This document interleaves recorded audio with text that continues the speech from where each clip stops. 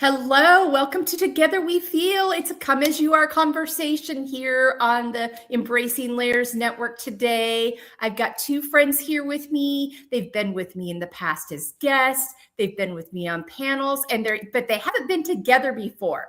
These two women bring an incredible amount of wisdom, a sense of a foundation that allows them to know who they are and to hold the complexity of feeling multiple things at once and not losing their contentment and joy in the process.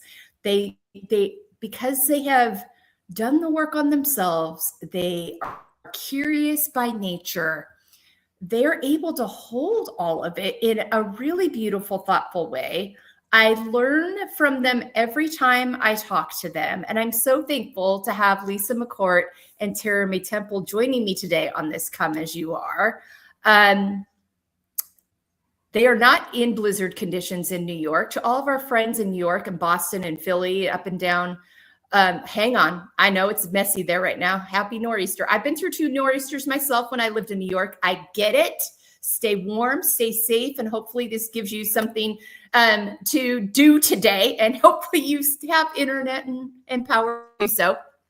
I'll kick us off on the Come As You Are.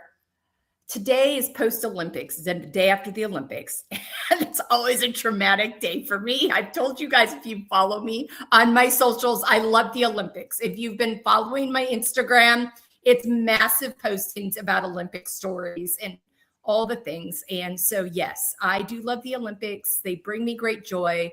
They remind me of our humanity. The stories that come out of the Olympics that you just can't predict, both sometimes heartbreaking and other times surprising and joyful, just fill my soul. And to know that with all that's going on in the world, we can still come together and have that collective experience as humans, I always just love. And I love the winter ones because they kind of helps me with my winter blues and doldrums. It gets me something post-holidays to be excited about and look forward to. So I'm on a post-Olympic. I always cry at the end when the stories and highlight reels come out and the closing ceremonies. So I'm reeling a little this morning, but also so thankful to get to learn about these people and their journeys and their stories in a world where we need to be reminded of that. I was so proud of how so many of the athletes took a risk, but were bold in sharing their stories, sharing their beliefs about what's happening in the world right now, and knew that there could be a cost to that. And for some there have been, but it was a good reminder of like, you can love a place you live and also recognize it doesn't mean if you see there's something not going well, and this goes for a country, it goes for your life, it goes for people that you are involved with. You can both see there's a problem and still love that person, place, or thing with your whole heart. It doesn't mean you don't love it or love them any less. You're just able to hold the nuance of, this is a wonderful thing I love, and also there's a lot of issues here right now that we dealt with. So it's just such a great reminder of holding both of those things. So that's where I'm at today. Lisa, my friend, how are you doing? And how are you on this Come As You Are panel Monday? Oh, thank you, Melissa, for starting these beautiful conversations and inviting us. I love that you spoke to that duality. I feel like that's where I am as well, with less to do with the Olympics. But in my joy school, we've been talking so much about, and you spoke to it, holding everything, holding the full spectrum of all the devastating, heartbreaking circumstances that we're witnessing and facing into every day today, and keeping the pulled back perspective with the faith that it's leading to something more beautiful. We talk about in Joy School, okay, so today is absolutely a horrible time for our country. If we could go back in time to before any of this happened, would we?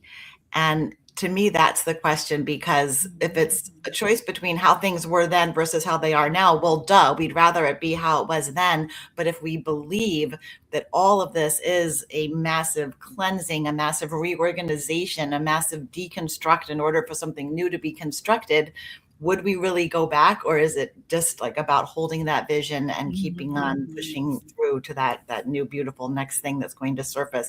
And that means holding the dichotomy of the bittersweet, like you were talking about with the Olympics. It's like holding the joy with the sadness, holding the promise with the witnessing of the destruction. So yeah, I'm there with you, but without paying attention to the Olympics.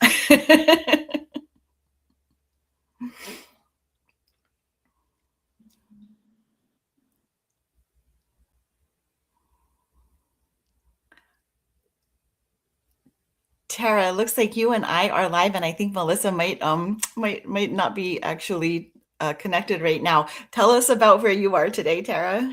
Yeah, of course. I love how you mentioned that with the duality, with what's going on in the world right now. It's just so much chaos, and people are, have so much uncertainty in their lives. But at the same time, can we find that joy and that peace for the sake of our own sanities, right? It's definitely important to hold that peace and that joy for ourselves, despite what's happening externally in the world right now. So I'm glad you both spoke to that as well, because it's definitely something that needs to be addressed and not swept under the rug for people to suppress or ignore what's going on in the world right now. So yeah, us women coming together and uniting in this way as a collective to address certain issues that we face and to help one another, see the light at the end of the tunnel. I think that's so important right now. Thank you for keeping it going as my internet surprised me. So thank you. Love Alive. Whatever happens, happens. So thanks for jumping in on that, Tara, and continuing the conversation. I'm curious. Oh, now we lost Tara. Goodness gracious. Lives aren't usually quite this chaotic, but here we are. We're live, and we're just going to roll with it. We're gonna demonstrate. I know. We're just exactly. So Lisa, talk about, because I've got a question for Tara. Tara lives in Ontario, so I think, and another guest that I've had in the past posted yesterday on her, she lives in Calgary area, and she talked about kind of the nuance of also the Olympics, but also like neighbors to the south and what's going on and what it's like, because it's always been such a friendly relationship with our neighbors to the north, and trying to balance all of that right now. But for you, talk to us. You've talked about Joy School. Oh, there she's back. You're back. Yay. I know. Oh my gosh, lives are crazy. I've got a question for you, Tara, in a minute, but I'm going to have Lisa talk about what practices do you utilize. You have your Joy School where you bring women together and can be part of these conversations regularly on Mondays, on your Facebook group. But talk to me about what you do to hold space for all of this, to keep yourself so grounded, because you have such a healthy perspective. I think it's easier to talk about the perspective than to always embody it, which I do not always do. 100% want to out myself there, but I do. And Joy School's for everybody. It's not women only, just to make that clear.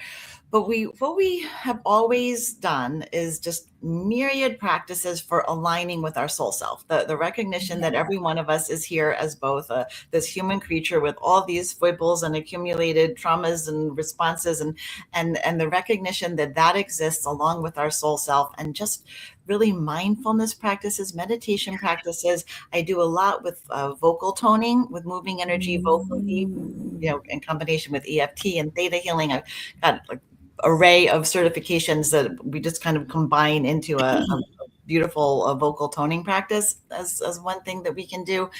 But with the understanding that all of this is only about bringing forward our soul self, where we are inherently joy, love, and peace, and everybody kind of knows that on some level, and identifying what is keeping us from experiencing that as our day-to-day, identifying what in our lives, what things in our past we need to sort of pull up and look at and deal with, and feeling all of the emotions, because it's definitely a time when our default setting is going to want to depress certain emotions and either deny or resist them. So to being open to authentically allowing them to flow through us. Very triggering times, whether in the collective or in our families or our personal lives, are always huge opportunities for healing, because it's sort of like that external trigger is what grabs onto whatever we've stored in there and helps us to sort of identify it and pull it out. So it's trying to make the most of working with these less external events, as opposed to la la la la la, I can't wait for them to be done. Just like what can we do to work with them and help ourselves heal through them? Yeah, that's such a good point. I talk about all the time. One of my talking points is making those connections between our mental, emotional, physical health, writing down our emotions, giving them space to breathe, allowing them to be, not trying to push them away if they're uncomfortable, if you've been told an unhealthy narrative about them. We need to give them all that space. And if we don't, our bodies will let us know, and in some not so comfortable ways. And so thank you for sharing that, because I think it's really important. We have as many tools and resources. All this is going to be in our show notes, how you can learn more about Lisa's resources and Joy School. Tara, I've got a question for you. Being in Ontario and watching all of this happen for you up there, we've always had such a friendly relationship with our neighbors to the north, you all. And so I wonder what it's like to kind of watch this all happen. Yeah, so it makes my heart very heavy to just see the divide in the world right now. And, politicians and government, kind of every man for himself, and not caring about the collective whole of people. So that always breaks my heart, because since I've been young, I've always, had this feeling of, I've always prayed over world peace and all this different stuff. And I think that's where my book, Life Hacks for Healing and Harmony, stemmed from, was just wanting this yearning for people to witness harmony and peace in their lives, because I'm so tired of seeing people suffer. And so that I try not to, absorb the information that and the bad news that is happening around the world right now, and instead try to channel that into an energy of uplifting others and showing them that they have the power to create mindset shifts and to begin to love themselves and come to an acceptance of, the world and living in hardships will not be perfect, but can we find that glimmer of hope in between our suffering and our struggles and our complicated relationships with others? So that really is it like mastering our lives as it is right now, without trying to control the externals of what's happening in politics, in the economy, in the world right now. If we can help people on a personal level, like what all three of us are doing in this world, with our missions and our passion, that fills me up so much, knowing that there's women out there like you that are on that wavelength to help people find that joy and peace and that healing. So it really is looking at things from a perspective of, what can I control within my reach right now? What resources do I have access to? And willing to look the hard stuff in the eye, face to face, and just saying, yes, I've dealt with this different thing, these different hardships, and I'm just willing to let these things go now, because it's too heavy. And it's making us sick, and sometimes distorts our thoughts in many ways. So I'm on this mission now to just help people try and reframe their lives and try and find more of that happiness. Yeah. Really well articulated. You both have so much, you're able, because you've done the work yourselves, and Tara's book is newly released. And we will have that linked on our show notes as well.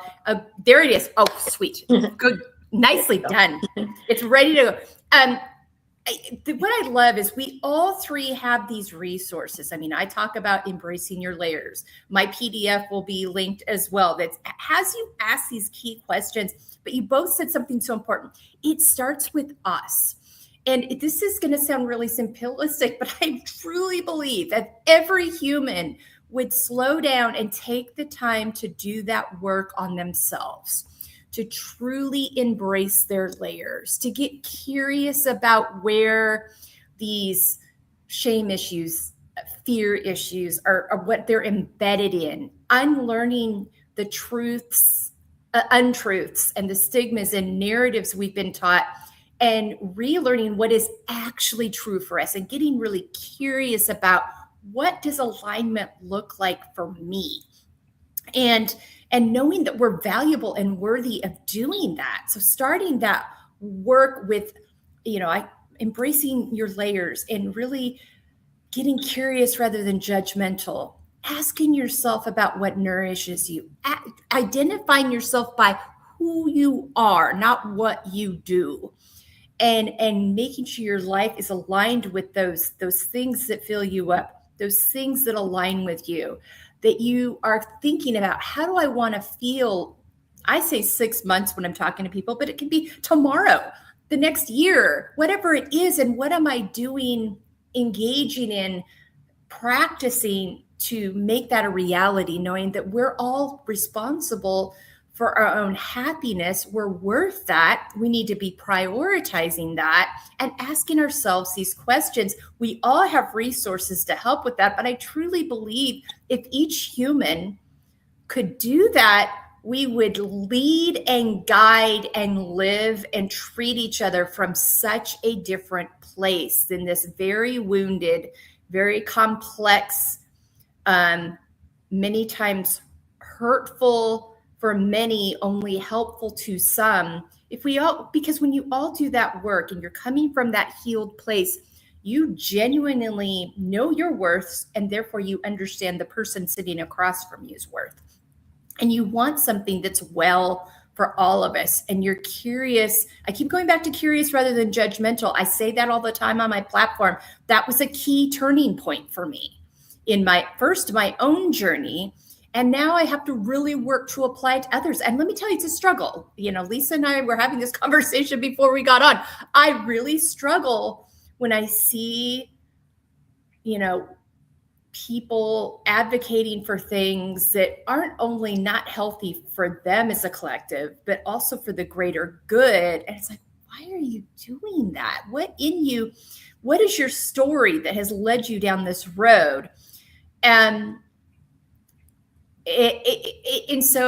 but yeah, I think that the biggest thing, if you're feeling any sort of angst right now, or a discomfort or sadness, it's a wild world.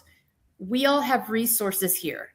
Look at those resources and see which one feels helpful to you. Or if you're utilizing some of these resources or have something that works, share it with others. Talk to other people about it. Talk to other women about it. It's a tough go for women in the world right now, across the board.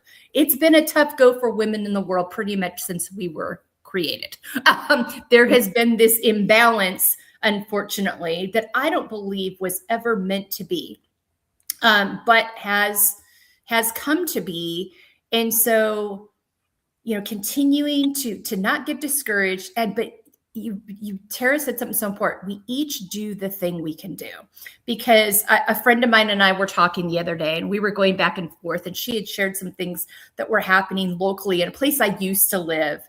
And she's still there. And she's like, oh my gosh, have you heard about this? And it was very disturbing, very concerning, something that's happening on a national level, but is that the foundation of it started in this place where I used to live and love very much. And And she was talking about like, I don't know where to, I'm so overwhelmed and angry every day. I don't even know where to start. And I was like, you know what, me too. And also just look at the thing that you care about, what you're aligned with, and start there. We can't all do everything, but we can all do something. And I know that's been said several times, but it's really true. So be engaged in that thing that gives you hope. Be engaged with the people that fill you up. Try to, and I'm giving this advice at the same time owning that I am not very good at this, but I am really trying. Try to be curious about those that are in opposition and ask really thoughtful questions if you're engaging, and also own that you're not going to be for everybody and everybody's not going to be for you. But somewhere in all this, we've got to like keep advocating for the humanity. And if there's people, you might need to clean some people out of your spaces. You might have to create some healthy boundaries around the what you're hearing, what you're listening to, what you're taking in. I have to be very mindful about my intake because it can get very overwhelming and really, really dampen my spirit. I mean, that's one of the reasons I've loved the Olympics is like, I'm not even messing with those other things. I know enough about what's going on in the world. And also I'm going to immerse myself in these Olympics because I love them. I've always loved them. That's not new. I'm not going to deny myself that thing because of everything else going. I'm going to allow that to fill me up. And I heard many people have said this. I think Audre Lorde said it originally, but that joy is an act of resistance. And I think that Lisa, speak to that because I know that plays a big role for you.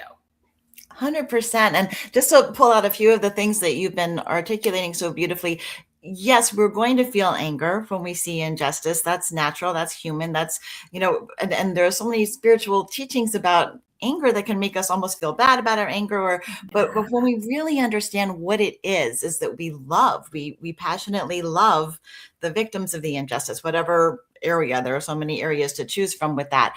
And when we lean into our love in defending rather than our hatred of the ones doing it, because you spoke to that as well. The perpetrators of any cruelty are dealing with their own trauma. It's their own, they're not joyful, content people themselves to inflict harm on other people. So there's that automatic extension of compassion while not allowing that to become something that allows people to cross our boundaries, right? We have to have compassion for where they are while leaning into the greater power, which is our love for those who are the recipients of the cruelty that's being dished out.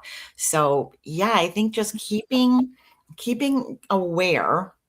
We do a lot in Joy School of the Buddhist perspective of being the observer, just observing ourselves like, wow, that thing I just heard, I feel my anger. I feel my anger rising. What is, where is that coming from? What is it about? Where have I felt this way before? And just keep on doing that introspection, understanding where our anger is coming from and leaning into the love aspect of it. How can I love these people better today? What can I do? What's within my sphere of influence, whether it's making the phone calls or the donations or getting the word out on social media or helping to get people to vote, whatever is within my sphere of influence, I'm going to do that out of love for these people that I see needing my defense at this time, not out of anger toward these other people that, it's almost like we want to just treat them like a force of nature, right? We know that nature has blizzards that are causing destruction. We have wildfires, we have floods. Nature has things that we don't like, that we need to overcome. And unconscious people are just part of nature. They've always been here. They'll probably always be here. When we can look at it that way, like the rabid dog, we don't hate the rabid dog. We don't blame the dog for being the way it is, but we are going to keep it in the cage and not, feed it with our hand extended. We're going to take precautions. And I think when we can just stay in our hearts about having compassion for those who are inflicting suffering while making our main focus on loving and protecting the ones that we need to protect, that's how we stay in our joy with it. Yeah, absolutely. Tara, you talked about earlier, you are an empath and you really have to really mind your energy in terms, because you really know that about yourself, that you have it in you to take on a lot of the hurt and healing. What kind of practices do you utilize to help you stay alert to that and not let it bear you down? Yes. So since I am an empath and I do feel a lot of people's emotions, yeah, it can be heavy at times. And so my daily practice does include meditation or mindfulness. And with the meditation, it usually has a lot to do with energy clearing. So doing one that deals with the chakras and clearing out those energy centers so that I don't absorb the highly intense emotions of other people, because the emotions there can kind of weigh you down.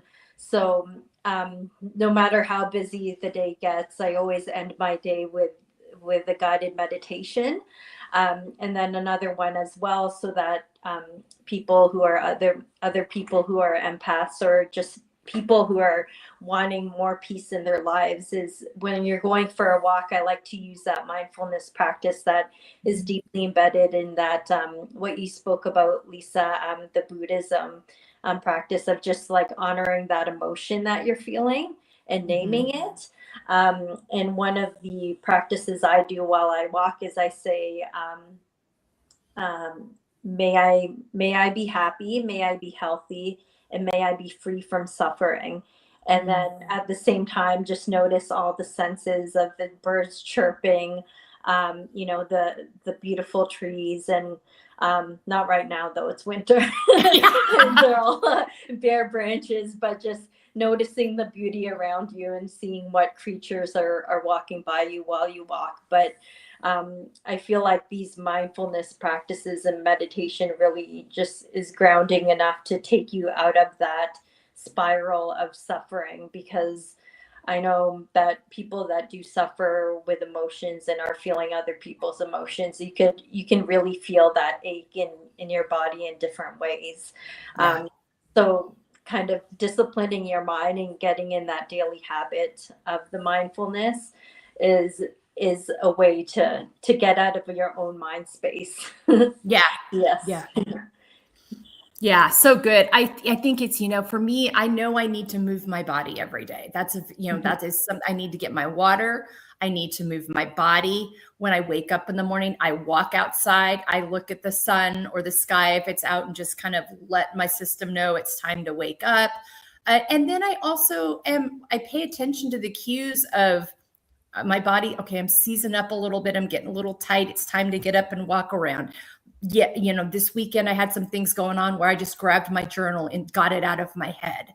So having those and that's why I go back to identifying your character traits and who you are, and identifying those activities that nourish you, because that gives you a library and information on yourself.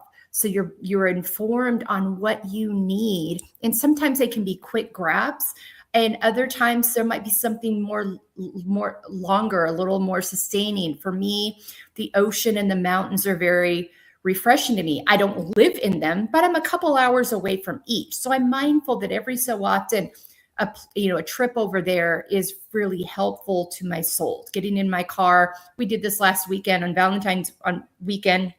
We just jumped in the car and drove up to the mountains for the afternoon. And just how that, just sitting outside in the fresh air and having some lunch and walking around in the snow, and the sun was out that day. It was right before a big storm hit. So I'm like, we better get up there before the storm hits. Although there's part of me that has this romantic notion of being snowed in at a snowy cabin and just being able to be cozy for a few days, but that didn't happen. Anyway, but just, that's why it's so important to be in tune. When you're in tune with yourself, you can tap into these resources of how to care for yourself, keep yourself grounded, being familiar with who you are, not shaming yourself for that, not looking at, I think every character trait of ours has the ability to be a great strength, or too much of anything can be a deterrent. So I don't look at, if you're an empath, if you're very compassionate by nature, if you're very, what the world calls sensitive, I think it's a superpower, because you're so in tune to what's happening around you. Know that about yourself. Put some healthy boundaries in place, but we need you. because while the extroverts like me are out there talking all the time, we need you to give us a sense of what's happening around us and pull us back in. So I think all of us recognizing that, but also knowing that we have a maximum intake where it starts to be a problem and we have to step back and make sure we're addressing that. And I think just that awareness is such a powerful thing for us to all tap into. I'm going to give each of you a chance to kind of wrap up and say anything else that's coming to mind, and also share your resources, and then ask each other questions as well before we wrap up this Come As You Are panel today. Lisa, we'll start with you. As a wrap up, I like to go with self-love and self-compassion, since that's always the root of everything. I feel like the divisiveness in our country right now is at least as big a problem as the actual problem causing the divisiveness. And just the more we can look at, am I really hating this big a chunk of the country? What does that actually say? How can I do my own shadow work to love and accept all parts of myself more, so that by extension, it will naturally unfold to have compassion? Because I don't think we're going to get anywhere as a nation with the division the way it is right now. I think we're being played to have that be part of our lives. So I would say, like, to look at that would be my parting remark. And I'm just, so grateful to meet Tara May, and thank you for all the beautiful wisdom that you shared. And thank you, Melissa, for doing this.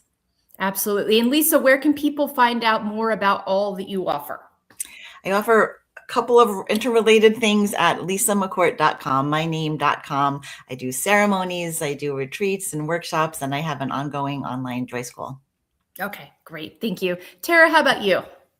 Yeah, so parting words are basically, tap into the resources we have here among the three of us, and on Melissa's field podcasts as well, and her website, because there's so many different nuances to our lives as women that, we need to find different outlets, things that we may have never tried before as self-care or something to address our concerns, right? So using all of our resources and just trying new things out. I recommend that, because, you could be doing one modality of healing for X number of years, and then you come to a point where it's like, okay, I feel like that's not doing too much for me anymore. So can I join a course like Melissa has, or a joy school that Lisa has, or read a book that I put out that helps people just find easy to follow tips on how to find more peace in their lives? It's worth exploring, and it's nothing to be afraid of, because, while therapy works with our experts out there that help us through our mental wellness and things, women like us can really help uplift you in different ways. So I'm excited. I know that I would like to explore Lisa's Joy School and Melissa's online course that she has a lot more, because I know that it can better myself in different ways, personally, mentally and emotionally as well. So if we can just tell people word of mouth of all these resources we have access to, I think we will grow stronger in what we can offer everybody. And helping people get to that higher state of consciousness and love and compassion. So I think, I just wanted to let that be known, because I think some people have trouble thinking outside of the box nowadays when it comes to how am I going to heal or keep up with the self-care routine. Make it a fun thing for yourself. It doesn't all have the same old stuff. Yes. Where can people find you, Tara? Yeah, so I'm on Instagram at Tara May Temple. I post regular things that'll help uplift you and inspire you. I'm also on Facebook at Tara May Temple is my page. And then my website is tarasawakening.com. Yeah. Tarasawakening.com. Okay, this will all be in our show notes, guys. Really good point, Tara, about different seasons in our life require different things from us. Get curious. If you've had a great, regimen in play or schedule in play, and all of a sudden it's not feeding you, get curious. It just might be time for a shift. We continue to grow and evolve. So really, really great point. I'm so glad you honed in on that. For me, go to embracinglayers.com. We have so many resources. There's going to be a PDF in the show notes to help you start asking these key questions, getting curious about yourself, getting to know you. But yes, I've got the podcast that drops every Tuesday and Thursday. We've got the online course. The beauty of the online course is you purchase it once. We've got 3 different iterations of it. You purchase it once, you have it for life. Do it with your friends, do it with your community, do it by yourself. You can go back and revisit it. There's a workbook that goes with it. So you can have the workbook and you can repurchase for $9.99 another workbook if you want to do it again in a year and see where you're at. There's so many ways. I do one-on-one sessions. I do speaking. We've got our book, Embracing Layers Unapologetically. If there's something, we try to really meet women all the different places they might be to get the feel framework in your hands. So you've got some great, really doable, tangible resources to do together, to do in communities, to do on your own, but then come back to communities and get engaged and involved there. We just want to support you in this journey of living your most grounded, content, because joy really, you got to find that contentment to kind of live in that state of joy. It's got to come from that place of contentment. And that's something I've learned. We want to help and support you in doing that. Thank you to these wonderful women for joining me today. I'm so thankful to know both of you. It's so good to All right, sending you all hugs. Take good care of yourselves this week. Stay cozy and warm if you're getting blizzarded on. Otherwise, spring's coming soon here in the Northern Hemisphere. Southern Hemisphere, enjoy that into summer. There's some people up here craving that right now.